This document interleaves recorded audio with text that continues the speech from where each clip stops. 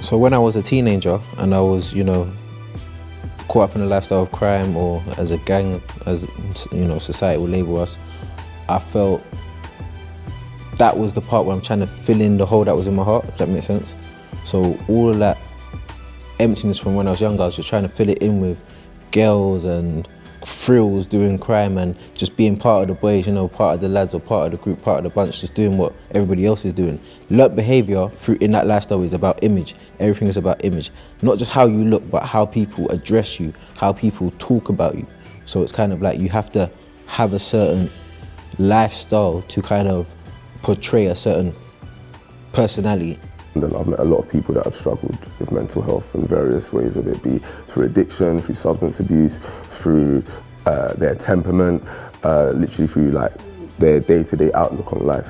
I'd say I really started struggling with mental health when I was about 7 or 8, after my grandma passed. When I was 11 years old, I basically had an accident. I broke my leg whilst playing football, and I was really into football. I love Liverpool Football Club and I just love my sports. But after that, I figured that what am I going to do in my life? And I think that's the root of what started leading me down that side road of me going on the streets and hanging around with the wrong crowd and committing certain things that I shouldn't be doing and getting arrested at 13. My name is Deji Adeosun. I'm the Youth Leadership Manager at Hackney CVS and I work on the Improving Outcomes for Young Black Men project. I work with loads of young black men, some of whom are going through a lot of stuff, especially around mental health.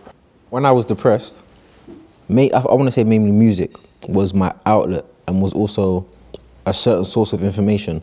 So at one point when I was younger, I was listening to a lot of rap, criminal, glamorizing sort of music. So that was my source of information. So it's kind of like, that's what type of lifestyle I would accept. So I think when I change my music and I expose myself to more different types of music, like more gospel and more, like Lauryn Hill or more conscious rappers, it made me more conscious, made me understand my environment more.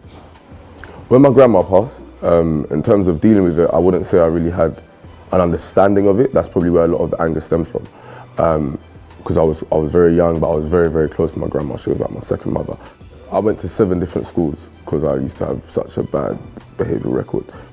When I was like 13, I was obviously getting into quite a lot of trouble outside, in school, getting sent to units, getting kicked out of all my lessons and getting arrested. And after that, I got introduced to a Princess Trust program by my school, which was sports science. And yeah, this is where I met my mentor. He meant a lot because all he ever used to say to us is trying to get us off the roads, trying to make us stop kind of like going out, doing nonsense stuff, do you know what I mean? And constantly making us feel happy in life, like there is tomorrow. You are born today, so there is there is a tomorrow. Like the only constant through that would be my mum, instilling poetry within me because she's a poet herself. So that kind of allowed me to perform from the age of 11 and like go out there and luckily for me, do things that not many other people had opportunities to do in terms of writing about how I felt and interacting with people from different backgrounds of different ages. So it really helped me deal with like, my temperament as well as my anxiety in terms of interacting with my peers and other people. And I think the solution to some of the issues in the community is, first of all, normalising the conversation. It's okay to talk. Letting young black men know that actually it's all right to feel low. It's okay to feel depressed. It's all right to be anxious. That not all the time you always have to be the man. I think the major issues for young men are like, they've been brought up to kind of be a man, take it on the chin, So that kind of thing is kind of playing in their mind, is that you're not allowed to be weak. How can you be weak? And I think young men don't want to put themselves in a situation where they're vulnerable, to be honest with you. And that's part of the reason. And then also the label. If I say I've got this, does it stay with me? Does it go? That lack of understanding is another issue, and I think if we can unpick that, that would really, really help. One of the biggest moments in my life was when I met my Princess Trust mentor, who I feel like he changed my life. He gave me a different direction in life.